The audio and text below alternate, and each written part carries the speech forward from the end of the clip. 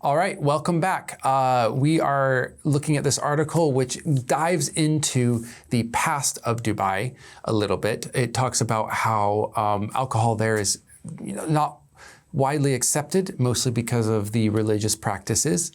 And because of that, the sort of alcohol laws there have been very strict. Now, over the years to, I guess, promote more tourism, there has been many actions taken by the nations around that area.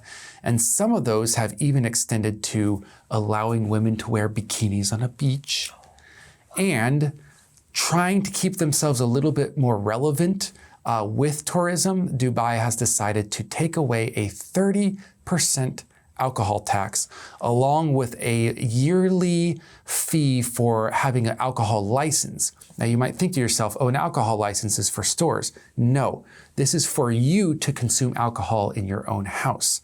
So now since you can get those licenses for free, you still need them, but they're free, and the 30% tax is being lifted, it seems like alcohol is going to be a lot more reachable, consumable, buyable in the near future in Dubai, causing a lot of happiness to people like Claire. And my aunt, who lives there, and she's very familiar with the purchase of the alcohol license. Yeah, you need one if you even want to have a glass of wine with your dinner. So she will be pleased to be saving money every year. Doesn't have to pay for it now. Yeah, exactly. And it'll be cheaper in general. I just, 30% is jaw-dropping for tax. For any tax, for anything. Anyways, yeah. Except for cigarettes. I think cigarettes have something like 90% tax on them. Oh, gosh. Oh, well, not in all countries, but in the UK, it's something crazy like 90% tax. I still also don't think they should be taxed that much. But countries want money. So that's why it's taxed. I don't think it's to actually promote, I guess, the reduction of smoking as much as it is to get money, as much money as possible from people who do smoke. Yeah. And I suppose, it will also perhaps benefit businesses in Dubai, like hotels and restaurants and stores that sell alcohol, because they won't be losing all their profits in tax now. They'll be able to sell more, and supports local business. Keep the cocktails at 25, but, lower your taxes. What would you guys feel like if you had to live in a country where alcohol was restricted or even banned? I think actually, if you've got the right license, apart from it being kind of expensive, it's fine. There's plenty of places that sell it. All the tourist areas, and there's a lot of them in Dubai, sell alcohol, restaurants, bars, clubs, pubs, hotels. So it's easy to find it. And if you have the right license, which any foreigner living there does, you can drink it at home. So it's not been that much of a problem. And my aunt has certainly not felt restricted by the laws. Look at that.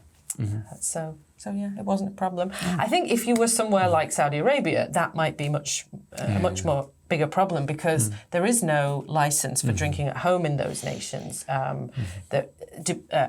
Tourism in Saudi Arabia is very, very new. So there aren't the multitude of tourist places to go, restaurants, bars, clubs, hotels, etc. So that would be hard. Yeah. But I think Dubai, it's fine. 80% or 79% of the Dubai's population is foreigners. That was insane to me. I did not know about that. Yeah. So the tighter restrictions and really the obligations not to drink are only on a small percentage of the population. Oh, yeah. So yeah. But in turn, they get most of the money, I suppose. True, yes. Wages are not great. Yeah. Your aunt wages are fine, correct? Well, yeah, she was kind of lucky. She got a great job at a university. So she was pretty comfortable and still is. But not for your average sort of shop worker or bartender or taxi driver or whatever. Now, taking a step back and getting back to politics, because that's what everything is about these days, would you label your country, the UK, as a little bit more conservative than others? Or would you say it's a bit on the liberal side? I think these days, since over the last 20 years, we've been sliding deeper and deeper into sort of conservatism. But I think if you look at the UK history, we've been back and forth, left wing, right wing. You know, we've got some, even as I say, we're sliding into conservatism, but we've still got massive social welfare programs like the National Health Service and free public education. And we're kind of a mishmash of right and left in a lot of ways. So in some ways we're way more liberal than other countries, or left-wing, leftist, socialist even. But in some ways we're very more conservative and traditionalist and backwards.